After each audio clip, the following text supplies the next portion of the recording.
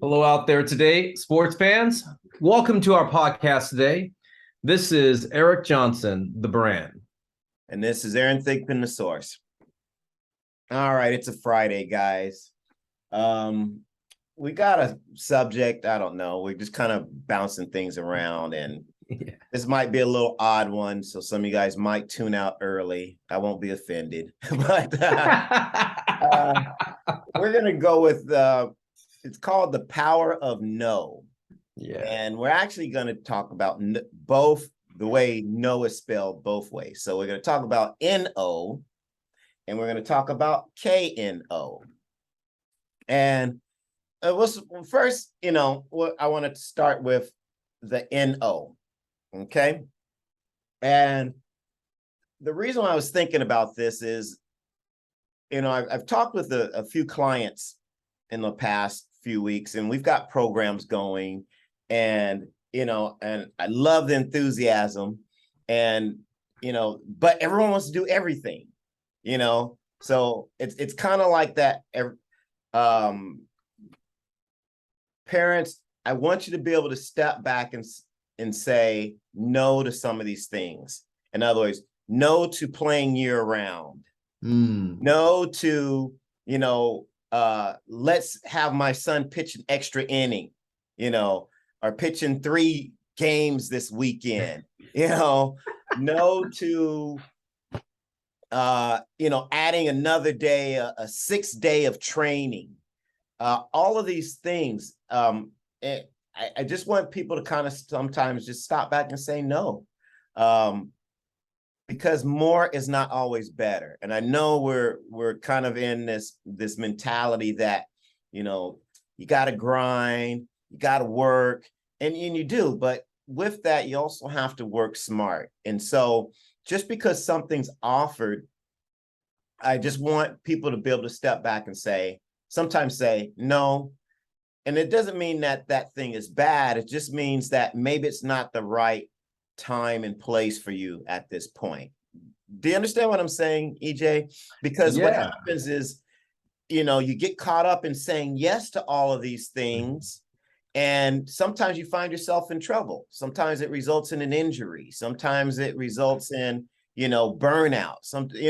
Sometimes it ends up being a total waste of time and resources. So I just want, people to not be too quick to want to join and participate in everything. It's okay. It kind of in stock trading, it's that the FOMO, fear of missing out. And I guess that's what I want people to insulate themselves from by learning to say no and being okay with that. Aaron, love it, because this is something that you just hear out there today, like, I have to do everything. And no is a powerful, short word. No. It's exactly what it means. And I think out there in our sports world, and whether it's professional sports, major college sports, high school sports, youth sports, that word no, you have professional athletes using it. Yeah. In our audience, you can range anywhere from all those 4 sectors. No's all right sometimes, and I see a lot of people going, well, we're going to go guest play over here. We're going to go do that. And we're going to go to this showcase because I got to see how I'm ranked and stuff. And the first thing that comes to my mind is like, why? Why are you doing that? And then they go, well, I'm doing this because of this. And I go, well, I wouldn't do that. I would say no to that. And what are you in a hurry for? Like, is something going to change this quickly where you have to go to this? If it's a senior in high school and they have to go to a showcase where they're 2 of their schools they want to go to, I'm not saying no to that. I'm going, right? That makes sense. But I think a lot of this stuff is just eyewash. I call it eyewash. A lot of it is eyewash these days. Know what you're getting from, like, for instance, let me just give you an eyewash scenario here. I know over the next Today's the 30th. So over the next 10 days, Aaron, colleges for baseball can only go out the next 10 days to go watch athletes. So what about all these tournaments are going on for this thing and this showcase and this thing? I'm sorry, but no college coaches are going out to that stuff. So say no to it. So understand, I think within that note, understand the lay of the land and the environment you're in before you really say yes. Yeah. And don't be afraid to say no. Yeah. That's how I kind of think of that NO, Aaron, Right. Right. Well, I think that no gives you the opportunity to be strategic, because it puts a pause on that whole merry-go-round that sometimes you can get caught on of doing all of these things. And that by saying no, that might just give you enough time to reflect, redirect where you want to go, and reset, for what you want to do. So I think it can be a good thing. And I found that the case in my own athletic career, whereas, at first you want to race every week and you want to, but sometimes, and this is one of the things I learned from one of my coaches, is sometimes if you take that one step backwards or saying no, you can take 2 steps forward, because it just gives that mind, it gives the body a chance to reset. And it gives you a chance to strategize, because you're not caught up in the whirlwind of, I got to do this, I got to do that. Everyone's doing this, the FOMO, fear, missing out. So, I like that. So I think that's the case. And I know a lot of new parents to sports kind of feel that pressure. And again, I always say, if you have reservations about something, go back to your North Star. And, for most of you, North Star should be, how does this move me along on the course that I have for my kid? And right. If it does, great. Maybe it's time to do that. If it doesn't, time to say no. Yeah. I think that's so telling. Aaron, I just think about our careers parallel a lot in a lot of ways. And I remember my junior year in college, finished my junior year, and I was kind of banged up. I went to the regional and I had a really kind of playing on one leg. I kind of tore my quad. And I was drafted that year by the Yankees, and the Yankees were pressuring me to sign. And they go, we're going to give you this money in this round because we want you that bad. And I wasn't healthy. I mean, I wasn't healthy. I couldn't have played that summer or anything. And I told them, I said, I can't play. And, that was a career decision I made to get healthy. And I said, no, I'm not going to sign. I'm not going to play. I'm not going to play baseball at all for 3 months. I'm going to rest up, heal up my leg and rehab my leg to get it stronger. Best thing I ever did, because I never had a quad injury again, and it healed up properly. But at that time it was a lot of money. It's a lot of money, and I was like, what am I going to do? And I just said, I just pulled the plug out of myself. Had my own decision. I was 20 years old, and I just said, you know what? This doesn't feel right.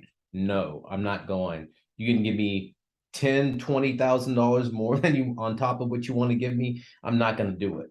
And I didn't. And that was back in, let's see, that was 1986. Crazy. No, it's good. Yeah.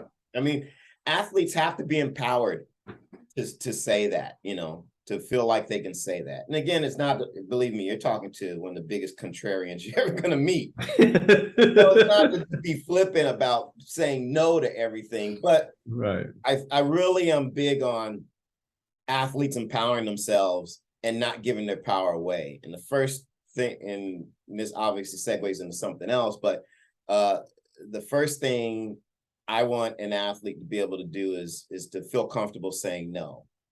But your no should also be founded on some solid thinking, logical Right. thinking. Not, no, I don't want to do that because, that's going to hurt when I run up that hill 8 times. But, Mhm. you can give me an initial no, but I'm going to ask you why. Well, coach, maybe my knee is bothering me today. I can't run that hill. Maybe, my foot is bothering me. Right. No, I don't understand why would we be doing hills. Well, then that sparks the conversation. Well, we're doing hills to develop some leg strength, endurance, or whatever the case may be. So it can open a window, if you want it to more conversation, more communication, that only results in you getting more information, or at least there's clarity between the two parties. So I think empowering athletes feeling that they can say no is a big step in the relationship they can establish with the coaches that they have. So it becomes a more respected and more intelligent relationship. Right. Right. That makes a lot of sense, Aaron. I like that. Now, no, KNOW, obviously short for knowledge. Yes. And, of course, that's pretty inherent to me. Hey, the power of no in terms of knowledge. You have to have knowledge. And, I have a saying, great athletes turn information into knowledge, because there's lots of information out there. You can get on the web, you can read books, you can do it, but it's what you do with that information and converting it to useful knowledge that you then use in your sport performance is what makes the great athletes. And you might want to, maybe you want to call it sport IQ or training IQ, or, the case may be. But, what made me think about this is our talk with Tony Crivello. And he had quoted a coach about, who was saying that he liked his guys because they knew where to be. Right. That's right. knowledge. That's the power of knowledge. He didn't talk about, oh man, this guy, he had a great arm, or this guy was, had this stature, or this guy had this speed, or his exit velocity. He said these guys knew where to be on the field. Of course, that enabled them to make the play, of course, which is performance. So, follow the dots. So I think the power of no in terms of knowledge is very important. And that's something that you can't always see. It's only demonstrated. And I like think that. athletes should strive to demonstrate their knowledge. And again, it's not about information. Anyone can recite information, but it's how you can turn that into, usable performance. I was at practice yesterday, Aaron, and I always give our players scenarios. And then I go, okay, here's your scenario. Give me all the things that can happen in that scenario. And, majority kids, say 95% of them say, give me the right answer right away, the first answer. But I said, hey, guys, there's more than one situation here. Tell me all the plays you can make based on this situation or scenario. So I'm asking them to go beyond the first play. I'm asking them to go into the secondary play, the third play, and a possible fourth play if these things start to break down. And that's knowledge, man, understanding and applying the information that you have initially, and then what happens in the circumstance, because things change. And I think when players, athletes are out there and a situation comes up, how do they adapt to it? Okay. How do they adapt to the situation, and what do they make of it? And their knowledge, their know, plays a major part in that if they can do it in a game situation. that's when the no kicks in, and you go, that person has, as we deem in the baseball world, baseball IQ, Yeah. or sport IQ, intelligence of the situation. And great coaches look for those type of athletes, because they are an extension of the coach on the field or on the track or on the court. It's an extension. An extension is a powerful thing. That's where that no comes in, that knowledge and extension of a coach. You hear it all the time on TV or radio. Man, that guy's like having a coach, or that female's like having a coach on the field. They know what they're doing. We don't have to worry too much about him. Or you hear a coach talk about a player, and they say, I don't have to worry too much about that person. That person just gets it. They have what I call it, the it thing. And that's another subject we can talk about, is the it, but they have the no, which is, I'm going to call it the it today. Right. Yeah. I mean, even with my track and field athletes, or people who come to me for track and field training, I tell them my job is not to teach you how to run, it's to teach you how to race. And those are two different things. Because the reason why I take that stance is, regardless of what sport you're in, you're going to get to a point where the physicality isn't going to be an issue. There's not going to be these big physical mismatches once you get into Major League Baseball or collegiate baseball. Right. You're after high school, the physical mismatches basically disappear for the most part. Right. And everyone's about at the same physical capacities, give or take maybe a couple of freaks or something like that. So what it comes down to is how you can execute, and how you can read situations. And, in football, it's like, a linebacker, he doesn't have to be the fastest, biggest guy, but he has to be able to read what's going on in front of him. In other words, he's got to be able to take that information and analyze it and know where to be. Right. And it might look like speed on the field, but it's actually, no, this guy has done all those mental calculations to say that probability the play is going in this direction based on how the athletes are set up and where they've done in the past or whatever. This is where the play is most probably going to be. Boom, I need to be there. But from the outside, it looks like, man, that guy's fast. He got right to the play. Well, right. He kind of had that knowledge and that foresight to be able to do that. And I think that is apparent in most every sport, even in track and field. Even though it looks like guys are just straight out, blazing down the track, there are actually different nuances that are going on where they're changing gears, where they're exerting, certain amounts of energy at certain times, where they're changing how they're going to strike their foot, their posture, all of that stuff happens.